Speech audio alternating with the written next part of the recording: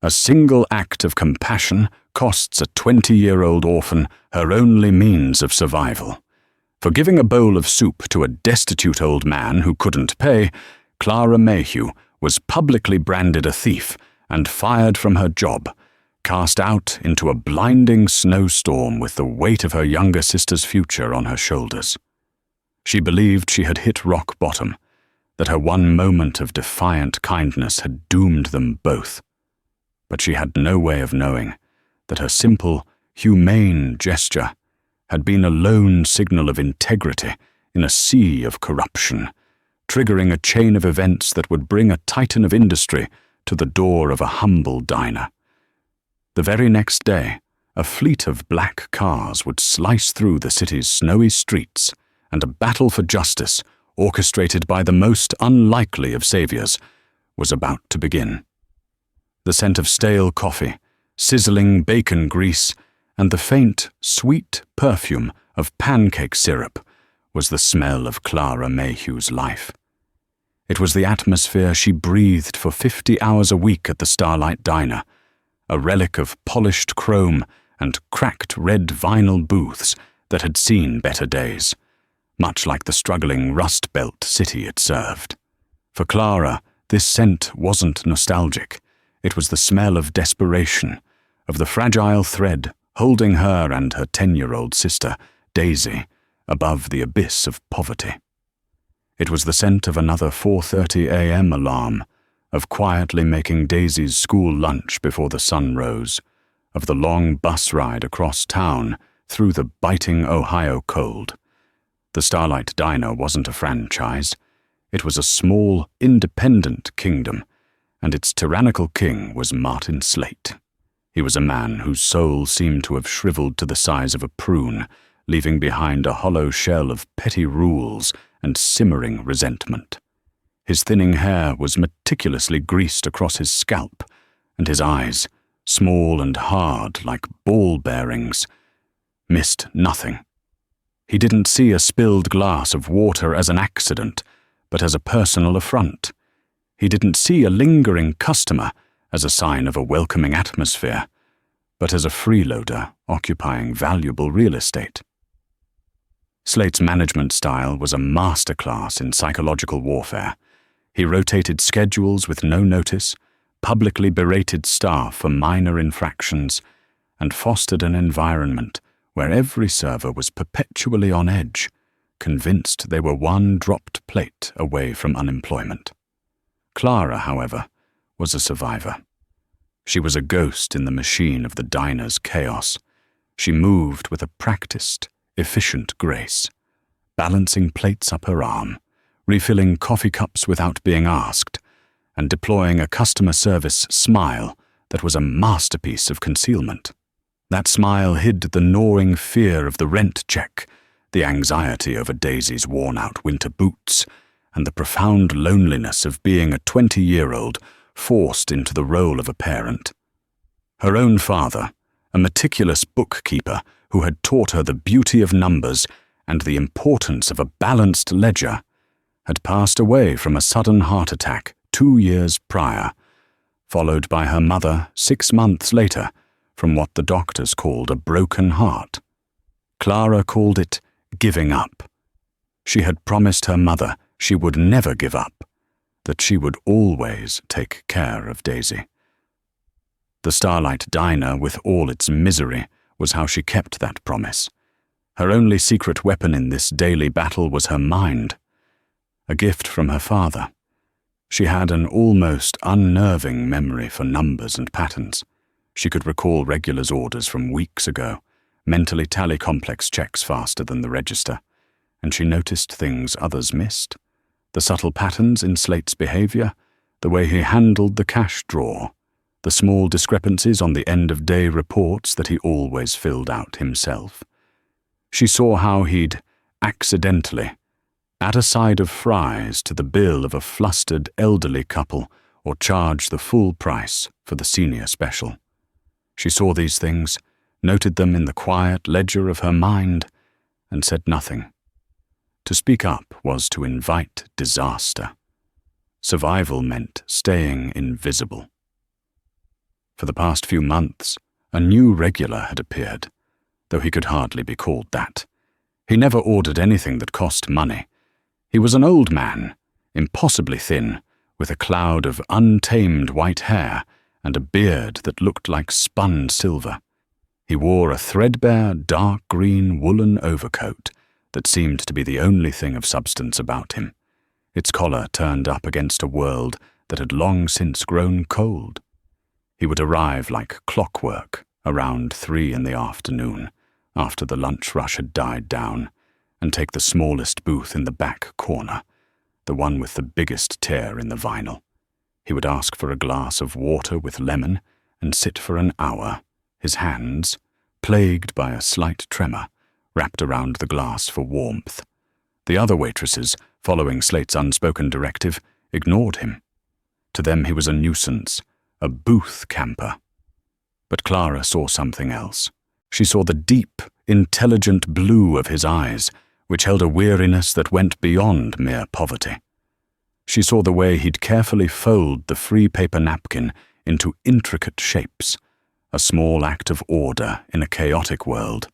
He reminded her of her father in his final days, a man whose sharp mind had been trapped in a failing body, reduced to being a silent observer. Clara began a campaign of quiet kindnesses. She'd forget to clear the newspaper a previous customer had left. She'd make sure his water glass was always full, with an extra slice of lemon. "Everything all right today, sir?" she would ask, and he would respond with a slow, grateful nod, his voice a dry rasp. "Yes, thank you, my dear." He called her "my dear," and in his quiet, dignified voice it felt like a title of respect. Slate noticed. Of course he noticed. "Mayhew," he'd hissed one afternoon, catching her leaving a packet of crackers on the man's table. "This is not a soup kitchen. Every seat he warms is a seat a paying customer can't use. I don't want you encouraging him. Is that clear?" "Yes, Mr. Slate," Clara had murmured, her jaw tight. But she didn't stop. Those small acts of humanity were her private rebellion. They were the only part of her job that didn't feel like a transaction, the only thing that reminded her of the person her father had taught her to be. She needed that feeling as much as she needed the crumpled cash tips that bought Daisy's school supplies. The last Tuesday in January descended upon the city with a furious Arctic howl. Snow, thick and wet, fell from a bruised purple sky, turning the streets into a treacherous slush. A cruel wind rattled the diner's large plate-glass windows, and the aging heating system could only manage to produce a lukewarm sigh against the onslaught of the cold. Clara, having had to walk the last mile to work after the bus broke down, felt a damp chill that had settled deep into her bones and refused to leave. The lunch rush was a nightmare. Customers, their tempers frayed by the weather, were demanding and impatient. Slate was in his element, a piranha in a tank of stressed fish. He stalked the floor, pointing out a sugar dispenser left slightly askew, a faint smudge on a coffee pot, his presence a constant, low-grade hum of menace. It was just after 2 o'clock when the old man came in.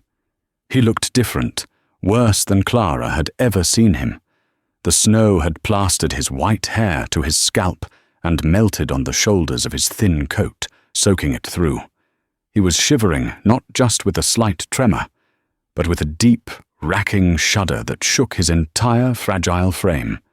His face was the color of ash, his lips tinged with blue. He navigated to his usual booth with a slow, painful shuffle and collapsed onto the seat, his breathing shallow and labored. Clara watched him from across the diner, a knot of genuine fear tightening in her chest. He looked ill, dangerously ill. He huddled in the booth, his arms wrapped around himself, a picture of absolute misery. The diner was nearly empty. Slate was in his back office, likely poring over receipts with the devotion of a monk. The other waitress on duty was in the kitchen, complaining to the cook. It was just Clara, the old man, and the relentless swirl of snow outside the window. A powerful, undeniable impulse rose up in her, silencing the chorus of anxieties about Slate, about rent, about survival. It was a simple, profound command from a deeper part of her being. Feed him. There was a large pot of chicken noodle soup simmering on the stove, thick with vegetables and shreds of chicken. It was the daily special. Slate had a strict rule. Any unsold soup at the end of the lunch rush was to be saved for the next day. Giving it away was unthinkable. It was inventory. It was profit. Clara's decision was made in a heartbeat. She walked into the kitchen, ladled a generous portion of the steaming soup into a thick ceramic bowl, and placed it on a plate with 2 packets of saltine crackers and a spoon. Her hands didn't shake. Her resolve was absolute. She walked out from behind the counter, the warm bowl a small sun in her hands. When she reached his booth, the old man's eyes were closed, his head lolling against the cold glass of the window. "Sir," she said softly, "I brought you something." His eyes fluttered open, hazy and unfocused at first. Then they locked on the bowl of soup. A storm of emotions seemed to cross his face, confusion, disbelief, and then a dawning, heart-stopping gratitude. I don't have enough," he whispered, his voice cracking. "It's on me," Clara said, her voice firm but gentle. "Consider it a bonus for being our most patient customer. Now please eat it before it gets cold. You need to get warm." She slid the bowl onto the table in front of him. His trembling hands reached for it, his fingers curling around the warm ceramic as if it were a lifeline. He picked up the spoon with a shaking hand, brought a small amount of broth to his lips, and took a slow sip. A wave of warmth seemed to spread through him, a faint blush of color returning to his cheeks. He looked up at her, his blue eyes clear now, and in their depths, Clara saw a flicker of something she couldn't name, a sharp, assessing intelligence that seemed at odds with his destitute appearance. He opened his mouth as if to speak, but instead he simply gave her a single, profound nod. Clara felt a warmth in her own chest, a fierce, protective glow. She gave him a small, genuine smile and turned to walk back to the counter. "Just what in the hell do you think you're doing, Mayhew?" The voice was a whip crack in the quiet diner. Martin Slate stood at the end of the counter, his arms crossed, his face a mottled mask of pure fury. He had seen everything. "Mr. Slate, Clara began, her heart plummeting. "Don't you Mr. Slate me," he snarled, his voice a low, venomous hiss. "Did I see you give that vagrant a bowl of the daily special?" He was freezing, Mr. Slate. He looked sick. It was just one bowl of soup. "Just one bowl?" Slate's voice dripped with scorn. "That soup costs $4.95. That's inventory. That's my money. You stole it. You stole from me and gave it to him." He gestured with a flick of his head toward the old man, who had frozen, the spoon halfway to his lips, watching the scene with wide, horrified eyes. "I didn't steal anything," Clara said, her own righteous anger starting to burn through her fear. "It was the decent thing to do." "Decency?" Slate let out a short, ugly laugh. "Decency doesn't pay my property taxes, Mayhew. Rules do. Policy does. I have warned you about interacting with him. You have willfully disobeyed a direct order and stolen company property. It's a $5 bowl of soup that you probably would have thrown out anyway," she shot back, her voice trembling with rage and disbelief. Slate's eyes narrowed. He seemed to savor the moment, the absolute, crushing power he held over her. He straightened up and his voice boomed through the diner, loud and performative for the few remaining patrons. "Clara Mayhew," he announced, as if he were a judge passing sentence. "For theft of company assets and gross insubordination, your employment at the Starlight Diner is terminated, effective immediately. Get your personal effects from the break room. I want you off my property in 2 minutes. The words landed like punches. Terminated. Just like that. The floor seemed to fall away. The stares of the other customers felt like physical blows. Humiliation, hot and suffocating, washed over her. Her mind became a screaming siren of panic. Rent. Daisy. Groceries. The electric bill. You can't be serious, she whispered, the fight draining out of her. I have never been more serious in my life, Slate said, a cruel, triumphant smirk twisting his lips. Your final check will be mailed to you. Minus $4.95 for the soup. Now get out. He turned his back on her, dismissing her entirely. Numb, moving on pure autopilot, Clara walked to the small, grimy break room. She grabbed her worn purse and her thin coat. She could feel the tears burning behind her eyes, but she would not give him the satisfaction of seeing them. She walked back out, her head held high, refusing to make eye contact with anyone. As she reached the front door, her gaze was involuntarily drawn to the back corner. The old man was on his feet, his face a mask of distress and anguish. He took a shuffling step toward her, his mouth open as if to say something, to intervene. Clara gave a tiny, almost imperceptible shake of her head. It wasn't his fault. Then she pushed open the heavy glass door and stepped out into the heart of the blizzard. The tinkling of the bell above the door, a sound she had heard 1,000 times a day, now sounded like a funeral dirge for the life she had just lost. The brutal shock of the wind and snow was like a physical assault. It stole her breath and instantly soaked her inadequate coat. Just moments ago, she had a job, a purpose, a fragile but steady paycheck. Now she was unemployed, standing on a street corner in a blizzard, with the entirety of her world collapsing in on itself. The bus stop was a block away, but a quick glance showed a crowd of people huddled under its small shelter. There wouldn't be another bus for at least an hour, if at all. Home was 4 miles away. There was nothing for it but to walk. Each step was a monumental effort against the wind, each gust pushing her back, whipping icy snow into her face. Tears streamed down her cheeks, freezing almost instantly.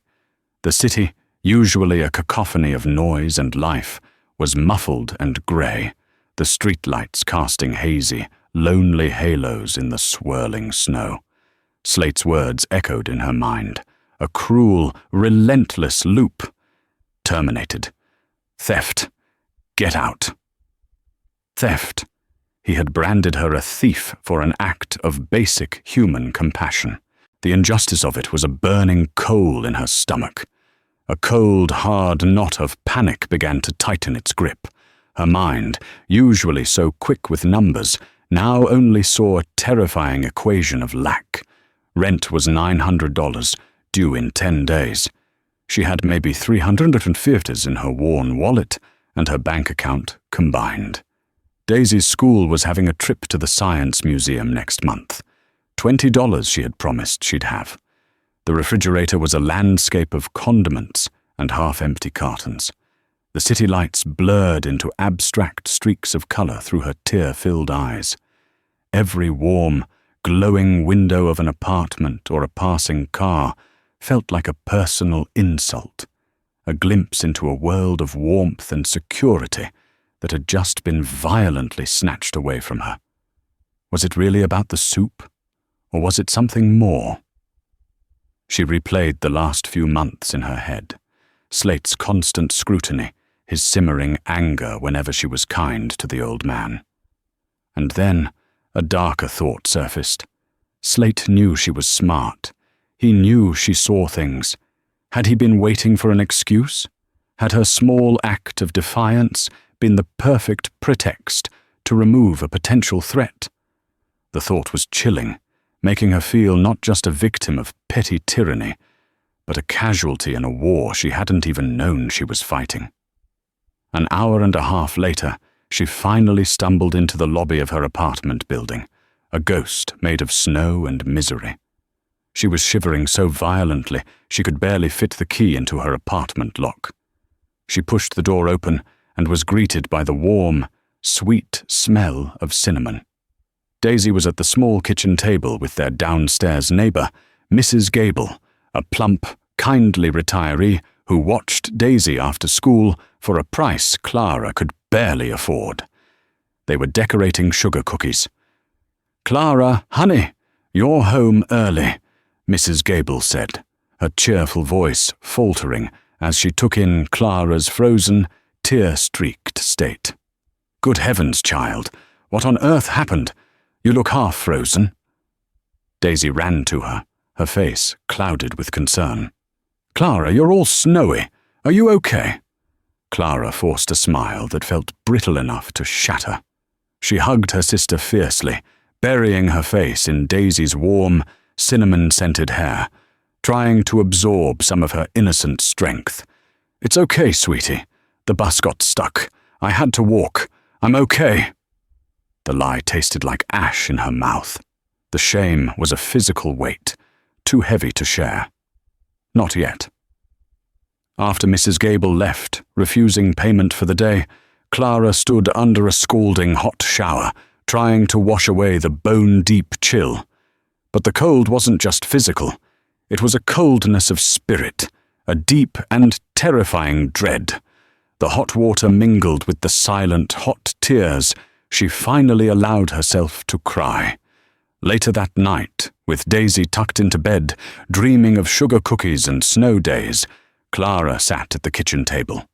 The unpaid bills were spread out before her like a map of a barren and hostile land. The panic was no longer a knot. It was a living creature clawing at her throat. She opened her battered laptop, the screen a cruel blue light in the dark apartment. She typed "Waitress jobs" into the search bar, the listings blurred together. Minimum wage. Must have flexible availability. 2 years experience required. Each application form felt like a mountain. And then there was the box, the one that appeared on every single one. Reason for leaving's previous employment. What could she possibly write? Fired for giving a hungry man some soup. The accusation of theft, as ludicrous as it was a stain, a brand that would follow her, poisoning every attempt to claw her way back to solid ground. Hours passed. The snow finally stopped, blanketing the city in a profound, eerie silence. The world outside was asleep, but for Clara, sleep was an impossible luxury. She felt utterly, terrifyingly alone. She had always been the strong one, the planner, the one who held it all together for Daisy. But now, for the first time, she felt the promise she made to her mother slipping through her fingers. A bitter, resentful thought surfaced, unbidden and ugly. Why did her life have to be ruined over that old man? He would wake up tomorrow, find another place to get warm, and she would be here, in the ruins of her life. She crushed the thought immediately. It wasn't his fault. It was Slate's. But in the suffocating darkness of 3 a.m., it was so much easier to feel angry than to feel this hollow, bottomless fear. She closed the laptop. She crept into Daisy's room and watched her sleep, her small face peaceful in the moonlight. Daisy's quiet breathing was the only thing tethering her to hope. "I'll figure it out, Dace," she whispered into the darkness, her voice thick. "I promise. I'll figure it out." But as she crawled into her own cold bed, staring at the water stains on the ceiling, the promise felt like the most desperate lie she had ever told. The morning light was pale and watery, filtering through the snow-caked window to reveal a world transformed. The city was hushed, buried under a thick, pristine blanket of white. For anyone else, it might have been beautiful. For Clara, it was just another obstacle. It meant delayed buses, treacherous sidewalks, and a chilling reminder of the cold reality she now faced.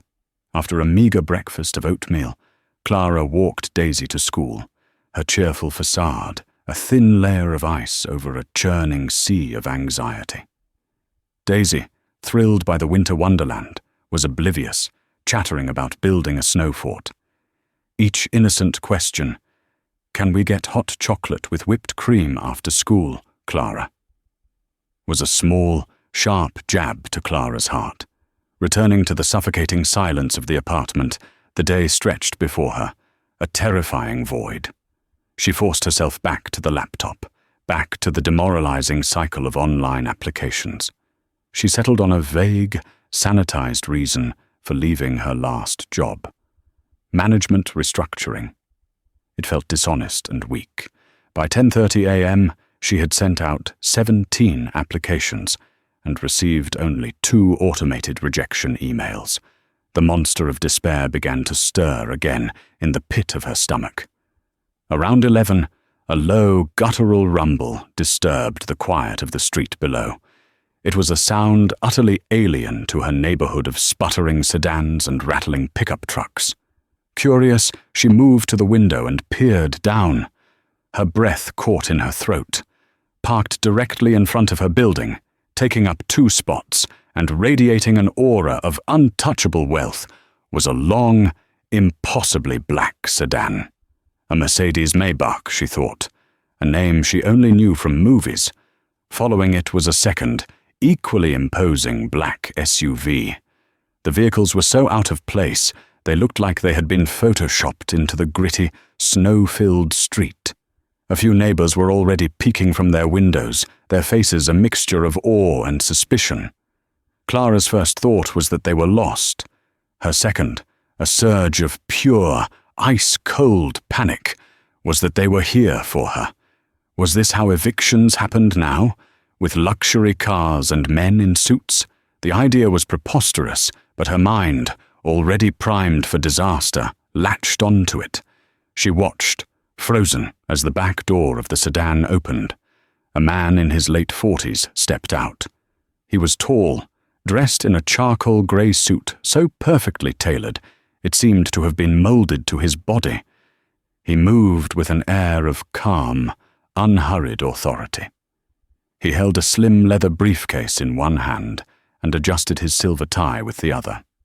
He glanced at a phone, then looked up, his gaze sweeping across the front of her tired apartment building, seeming to fix directly on her window. Clara instinctively jerked back, her heart pounding a frantic rhythm against her ribs. A moment later, a sharp, authoritative knock echoed from her front door. It wasn't the friendly tap of Mrs. Gable or the thump of a delivery. It was precise, deliberate, and utterly confident. She stood paralyzed in the middle of her small living room. Who could it be? What could they want? Maybe if she just stayed silent, they would leave. The knock came again, louder this time, resolute. Taking a shaky breath, she crept to the door and peered through the peephole. The distorted fisheye lens showed the man in the suit, standing patiently, his expression neutral. He was not going away. Her hand trembled as she slid the chain lock into place before turning the deadbolt. She opened the door just a few inches, the brass chain holding it fast. "Can I help you?" she asked, her voice a reedy whisper. The man's expression was professional, almost serene. "Miss Clara Mayhew?" he asked, his voice smooth and measured. "Yes? My name is Julian Harrison. I am legal counsel for Mr. Vance." He held up a business card. The lettering was elegantly embossed on thick, creamy cardstock. "I have been sent by my client to speak with you. It is a matter of some urgency. May I come in?" A lawyer? The panic sharpened into terror. She was being sued. Slate was suing her for the cost of the soup, for slander, for something, anything. I don't have any money. I can't afford a lawyer. I haven't done anything wrong." "You are in no trouble whatsoever, Miss Mayhew, I assure you," Mr. Harrison said, his calm tone doing little to soothe her frayed nerves. "Quite the contrary. My client has a business proposition for you. It concerns the events of yesterday at the Starlight Diner. Clara stared at him, bewildered. A business proposition? The diner? The only person she had interacted with besides Slate was the old man, the shivering, penniless old man.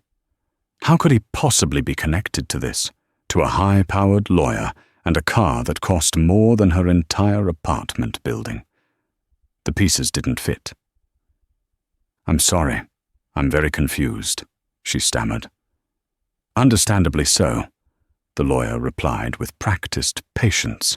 "It would be much simpler to explain if you would be willing to accompany me. My client, Mr. Vance, wishes to meet with you personally. He is waiting." "Accompany you where?" she asked, her suspicion overriding her fear. "We're going back to the Starlight Diner." The suggestion was so surreal, so utterly insane, that Clara almost laughed. Go back to the scene of her greatest humiliation? The place where she had been publicly shamed and discarded less than 24 hours ago? No, absolutely not. Why would I ever go back there? "Because, Miss Mayhew," Mr. Harrison said, his gaze steady and serious, his voice dropping slightly, "my client believes a grave injustice was committed yesterday. He is a man who does not tolerate injustice, and he is in a unique and powerful position to see it rectified. I can promise you, on my professional reputation, that it will be very much worth your time." He deftly slid his business card through the crack in the door. It landed silently on the worn linoleum floor. "My client is a very private individual, but he is also a very persistent one. We will wait in the car for 15 minutes. If you decide to join us, we can address this matter today. If not, I will respect your decision. But you may be forgoing a significant opportunity." With a slight nod, he turned and walked down the hallway. Clara watched through the peephole as he descended the stairs and got back into the waiting sedan. She stood with her forehead pressed against the cool wood of the door, her mind a raging tempest of fear, confusion, and a tiny flickering ember of desperate hope. Every self-preservation instinct screamed at her to bolt the door, draw the curtains and hide. This was a trick, a cruel joke, a scam. But then her gaze fell to the elegant business card on her floor. She looked at the pile of bills on her kitchen table. She thought of Daisy's worn-out boots. What was the worst that could happen? More humiliation? She was already at rock bottom. You can't fall off the floor. And what if, by some wild, infinitesimal chance, this was real? What if this man, this lawyer, was the one lifeline she had been so desperately praying for? With a surge of adrenaline-fueled resolve that felt like leaping from a cliff, she unhooked the security chain. She had 15 minutes to change her life. Clara's hands shook as she pulled on the only nice outfit she owned, a simple pair of black slacks and a clean but slightly faded burgundy sweater. She ran a brush through her hair and stared at her reflection. The same pale, worried face stared back, but now there was a wild, almost frantic spark in her eyes. This was either the most courageous or the most foolish thing she had ever done. Walking out of her building and toward the waiting cars felt like stepping onto a stage. The neighbors who had been peeking were now openly staring, their curiosity a palpable force. Mr. Harrison emerged from the sedan and opened the rear door for her with a polite, impersonal nod. The interior was a different universe. The air was still and smelled of rich leather and subtle wood polish. The seats were plush, cream-colored leather, and the silence was so profound that the sounds of the city simply vanished. It was a cocoon of staggering opulence. The short ride was conducted in a taut silence. Mr. Harrison sat opposite her, reviewing documents on a sleek tablet. offering no further explanation. Clara's mind raced, trying to assemble the impossible puzzle. Who was Mr. Vance? Was he a witness from the diner?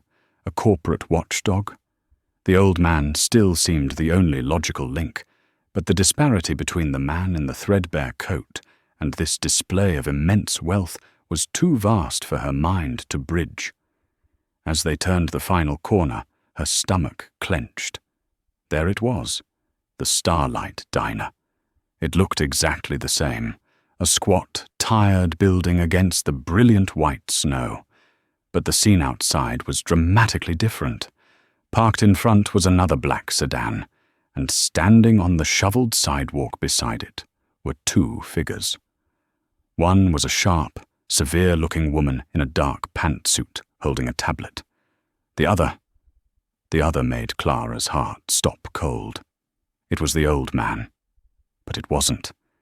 He was wearing the same dark green woolen overcoat, but it was unbuttoned, and underneath he was dressed in a dark, exquisitely tailored tweed suit with a crisp blue shirt and a conservative tie. His wild silver hair had been combed, and his beard was neatly trimmed. He stood not with the stooped posture of a man beaten down by life, but with the straight-backed, unshakable stillness of a mountain. The frailty, the vulnerability, the weariness, it was all gone. In its place was an aura of quiet, formidable power. His pale blue eyes, no longer hazy or lost, were clear, intelligent, and piercingly sharp. He watched their car approach with a calm, unreadable expression. The transformation was so complete, so utterly disorienting, that Clara felt a wave of vertigo. Mr. Harrison seemed to notice her shock. "Allow me to formally introduce you, Miss Mayhew," he said, as their sedan glided to a silent stop. "My client, Mr. Elias Vance." The name didn't ring a bell, but as Mr. Harrison opened her door and she stepped out onto the cold pavement, she felt the very ground beneath her feet shift. Elias Vance met her gaze. His expression wasn't smiling, but it wasn't unkind. It was serious, contemplative, and held a flicker of the same sadness she had seen in the diner. "Miss Mayhew," he said. His voice was not the dry rasp she remembered, but a low, resonant baritone that carried easily in the cold air. "Thank you for coming. I apologize for the theatricality of this arrangement, but I felt a certain visual statement was necessary." He gestured to the woman beside him. "This is my chief financial officer, Ms. Albright." The woman gave Clara a curt, professional nod. Clara couldn't speak. Her mind was frantically trying to merge the two images. The shivering man, huddled in the booth, and the powerful, commanding figure standing before her. I don't understand," she finally whispered. Who are you?" A shadow of the familiar sadness crossed his face. "I am a man who has learned, far too late in life, that you can't truly understand a company by reading a balance sheet," he said, his words cryptic. He then turned his gaze from her to the front of the diner. "My private equity firm, Vance Capital, is in the final stages of acquiring the parent corporation that owns the Starlight Diner, along with 200 other restaurants in this chain." Clara's jaw dropped. Vance Capital. The name echoed in her memory from news reports her father used to watch. They were corporate raiders, infamous for buying struggling companies, gutting them and selling off the pieces. They were called vultures, sharks, destroyers of towns. Elias Vance was the Elias Vance, a legend, a recluse, a billionaire many times over. "For the past 6 months," he continued, his voice hardening slightly, "I have been conducting my own form of due diligence. I visit the assets I intend to purchase. Not as a CEO, but as a customer, as a ghost. I want to see the rot at the foundation, not the polish in the boardroom. I want to know what I'm truly buying." He took a small step closer, his piercing blue eyes locking onto hers. Most of what I find is predictable. Apathy, inefficiency, petty greed. People see an old man in a worn coat, and they either ignore him or try to cheat him. They see a liability, a problem to be managed. He paused, and his expression softened almost imperceptibly. Until yesterday. Yesterday, in this diner, you looked at a liability and saw a human being. You looked at a cold, hungry man, and you chose compassion over policy. You chose decency over profit. And in doing so, you committed an act of integrity so profound in its simplicity that it stood out like a beacon in a swamp. Tears began to well in Clara's eyes as the monumental scale of the situation finally crashed down on her. This was real. And for that act, Elias Vance finished, his voice turning to ice as he looked past her, toward the diner's front door. You were punished. You were humiliated and cast aside by a man who represents the very rot I am here to excise. That is an outcome I find intolerable. He looked back at her. Shall we go inside, Miss Mayhew? I believe Mr. Slate is about to receive his final performance review. The bell above the diner door jingled, the same sound that had marked Clara's exit into the storm. Today, it announced the arrival of a reckoning. Martin Slate was behind the counter, berating a teenage busboy for leaving a streak on the coffee machine. He looked up, his face a canvas of shifting emotions. First, annoyance at the interruption. Second, pure, unadulterated rage at the sight of Clara. And finally, a slack-jawed, paralyzing confusion as he registered the two lawyers and the imposing, magnificently dressed man who stood beside her. Mayhew, what is the meaning of this? He sputtered, his voice cracking. I told you to vacate the premises. You are trespassing. I'm calling the police. That will not be necessary, Mr. Slate, Julian Harrison said, his voice calm, but imbued with an authority that sliced through the greasy air and silenced the entire diner. Elias Vance walked slowly toward the counter. He moved not with the hesitation of a customer, but with the deliberate pace of a predator assessing its territory. He stopped directly in front of Slate, his quiet, intense presence far more intimidating than any shouting could ever be. Mr. Slate, Vance began, his voice low but carrying to every corner of the room. My name is Elias Vance. My firm is about to own this diner, this building, and every other Starlight diner from here to the Mississippi. The color drained from Slate's face. He looked as though he'd been struck by lightning. His jaw worked, but no sound emerged. For several months, I have been a frequent, if non-paying, guest in your establishment, Vance continued. I have sat in that back booth, and I have observed. I have observed the palpable fear in your employees. I have observed your condescending, abusive tone. And I have observed your particular brand of customer service, especially toward the elderly. Slate finally found his voice, stammering, I was upholding company policy, sir. Mr. Vance, sir, the manual is very clear about loitering and inventory control. I run a tight ship. Ah, yes, the policy manual, Vance said, a dangerous glint in his eye.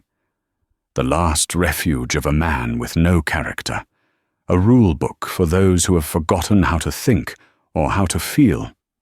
Tell me, Mr. Slate, does your manual have a policy against basic human decency? Is there a rule that says you must fire a hard-working employee for showing compassion to a shivering old man? It was theft, Slate insisted, his desperation making his voice shrill. She gave away company property. The rules are the rules. Let's talk about company property, shall we? Vance said, turning his head slightly. Miss Albright? The severe-looking woman stepped forward, tapping the screen of her tablet.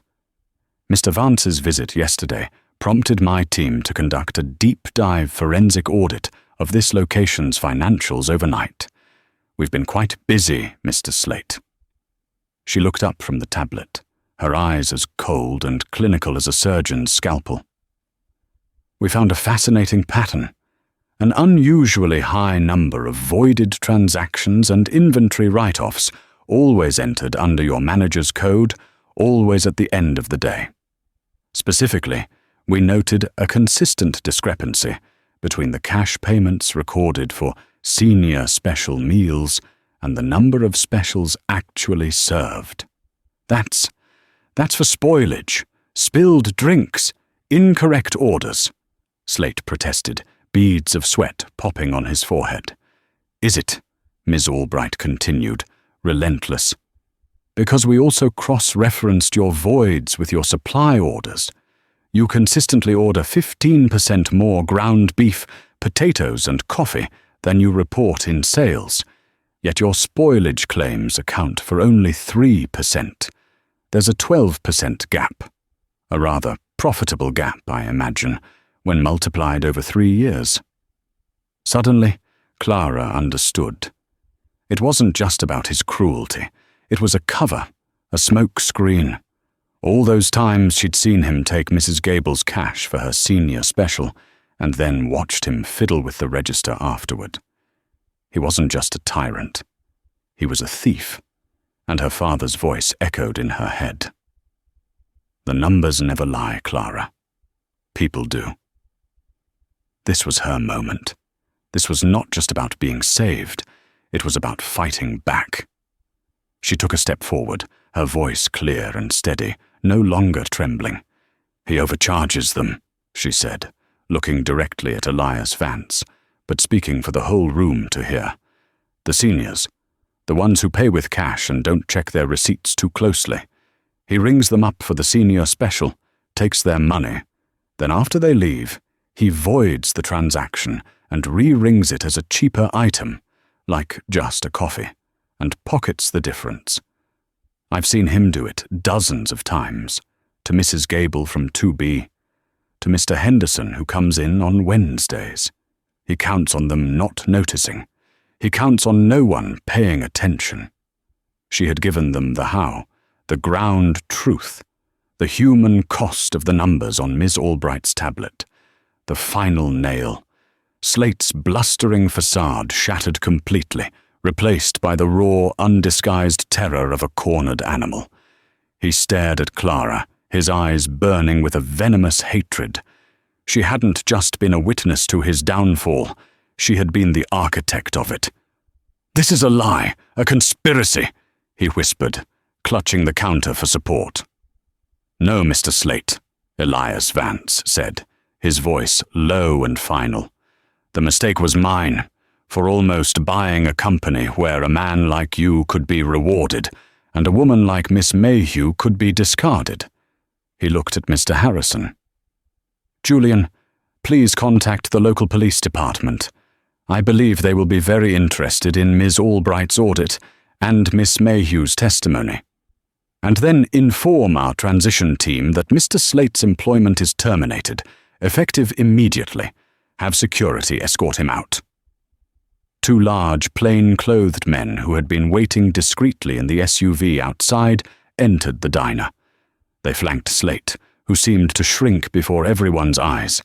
Silently, they led the trembling, defeated man away. The diner was utterly, profoundly quiet. Elias Vance turned his back on the scene, his expression unreadable. He looked at Clara, and for the first time, a small, weary smile touched his lips. "Now, Miss Mayhew," he said softly, "let's discuss your future." In the wake of Martin Slate's humiliating departure, the Starlight Diner was suspended in a state of stunned silence. The teenage busboy and the other waitress stood motionless, looking at Clara with a mixture of awe and terror, as if she were a folk hero who had just slain a dragon. The handful of customers who had witnessed the corporate execution were now staring openly, their breakfasts forgotten. Elias Vance's icy, commanding demeanor seemed to dissolve, the armor of the corporate raider receding to reveal the thoughtful, weary man Clara had first glimpsed. He gestured toward his old booth in the corner, the one with the torn vinyl. "Would you join me for a moment, Clara?" he asked, his use of her first name feeling both intimate and momentous. Numbly, she walked to the booth and slid onto the cracked seat. He sat opposite her. Mr. Harrison and Miss Albright remained standing by the door, a silent, watchful honor guard. For a long moment, Vance simply looked around the diner, his gaze lingering on the worn countertops and faded photographs on the wall. This company, Starlight Diners, was founded 70 years ago by a man named Gus Pappas, he began, his voice a low, reflective murmur. He was a Greek immigrant who believed in two things: a bottomless cup of coffee and the fundamental decency of the American worker. He built an empire on that belief. Over the years, his children and grandchildren lost their way. They started seeing the company not as a collection of people, but as a series of assets on a spreadsheet. They valued profit margins over morale, and the soul of the company began to wither. It began to rot from the inside out, creating pockets of decay where men like Martin Slate could flourish. He turned his gaze back to Clara, his pale blue eyes holding a deep, analytical intensity. My reputation precedes me, I know. They call me a vulture. And perhaps I am. I prey on dying companies. But I do not do it to sell the bones for scrap. I do it to clear away the disease, to see if there is anything left of the soul worth saving. He leaned forward, his hands clasped on the worn Formica tabletop. "Clara, what you did yesterday, it was not just a kind act. It was an act of defiance against the rot. You operated on Gus Pappas's original principles, not Martin Slate's. In my world, integrity is the rarest and most valuable commodity. It cannot be bought, it cannot be manufactured, and it is the only true foundation for lasting success. You have it in abundance." Clara finally found her voice, though it was still shaky. I was just trying to do the right thing." He looked so cold. "That," Vance said, his voice firm with conviction, "is the very definition of character. Doing the right thing when it is the hardest thing, when there is no reward on offer, when in fact it invites punishment. That is leadership." He sat back, his expression shifting from philosophical to practical. "Which is why I cannot simply offer you your old job back. That would be an insult to you and a waste of your talent. The problem here isn't just one bad manager. It's a broken system. A system that needs to be rebuilt from the ground up by people who understand its heart." He paused, letting his words hang in the air, his gaze steady and serious. "I am not offering you a job, Clara. I am offering you a career. My firm is establishing a new management and operations task force. A turnaround team, if you will. Its sole purpose will be to visit every Starlight diner we are acquiring, to retrain staff, to implement new systems based on respect and efficiency, and to restore the soul of this company. I want you to be a founding member of that team." The air left Clara's lungs. It was an offer so far beyond the scope of her imagination that it didn't seem real. "Me?" she stammered, a bewildered laugh bubbling up. "Mr. Vance, I'm a waitress. I don't have a college degree.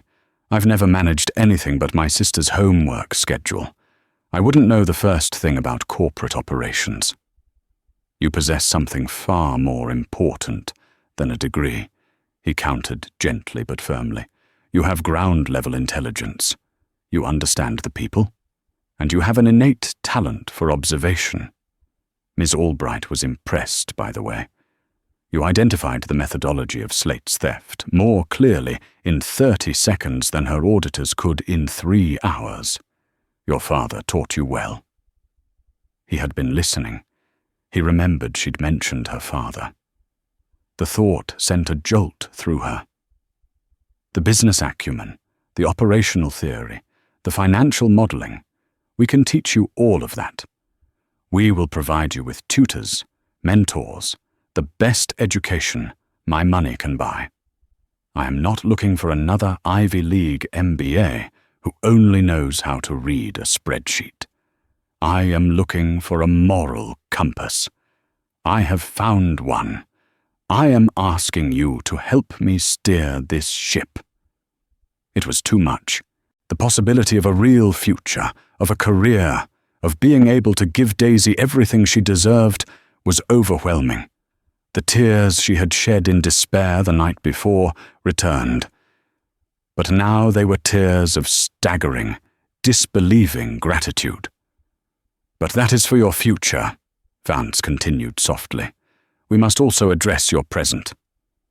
Mr. Harrison stepped forward and placed a handsome, dark blue leather folder on the table. Vance pushed it gently toward her. Her hands trembling, Clara opened it. Inside were thick, notarized legal documents. At the top of the first page, in elegant script, were the words, "The Daisy Mayhew Educational Trust." Her eyes scanned the dense legal text, but the meaning was unmistakable. It was a fully funded trust, administered by Mr. Harrison's firm, established to cover every conceivable expense of Daisy's education. Private school, uniforms, tutors, summer camps, all the way through any 4-year university degree in the country. It was a promise. It was security. It was a future free from the gnawing, relentless worry that had been Clara's constant companion for years. Seeing her sister's name on that document, so official, so permanent, was what finally broke her composure. A sob, raw and cathartic, escaped her. It was the sound of 1,000 nights of fear finally being vanquished. I don't know what to say," she wept, looking up at the man who, in the span of one day, had appeared as both a destitute stranger and a kingmaker. "Say yes," Vance said, his voice thick with an emotion he quickly mastered. "Say you will accept my offer. Help me build something better." Through her tears, a radiant, watery smile broke through. Clara nodded, unable to speak the word, but conveying it with every fiber of her being. Yes. The whispered word was a new beginning. "Excellent," Vance said, standing. His work here was done. "Mr. Harrison will handle all the formalities. A car will be sent for you tomorrow morning. Your training begins immediately. Run this location for now, Clara, as you see fit. The keys are yours." With a final, meaningful nod, Elias Vance and his team turned and left the diner. The bell tinkled softly, signaling not an end, but the start of everything. Clara remained at the booth, her hands resting on the folder that contained her sister's future. After a moment, the busboy, whose name she knew was Kevin, approached her table hesitantly. "Clara, what do we do now?" She looked up at him, and at the other waitress, Maria. She saw not just co-workers, but her first team. She took a deep, steadying breath and stood up, a new and unfamiliar confidence settling into her bones. "Kevin," she said, her voice clear and strong, "you and Maria can close up for the day. Full pay, of course. We'll reopen tomorrow morning. And we're going to start by scrubbing every inch of this place until it shines. We're going to make a new special, and the first thing we're doing," she said, walking behind the counter, "is making a fresh pot of coffee." She unplugged the hateful timer on the coffee machine that Slate had worshipped and threw it in the trash. Her phone buzzed. It was a text from Mrs. Gable. "Everything okay, dear? Daisy is asking when you'll be home." Clara smiled, a real, brilliant smile that reached her eyes and transformed her face. She typed back, her fingers flying across the screen. "Everything is more than okay." Tell Daisy I'm on my way home, and we're stopping to buy her new winter boots, the best ones in the whole store." She hit send. As she looked out the window of her diner at the snow-covered city that had once seemed so vast and unforgiving, she didn't feel small or lost anymore. For the first time in a very long time, she felt like she was exactly where she was supposed to be.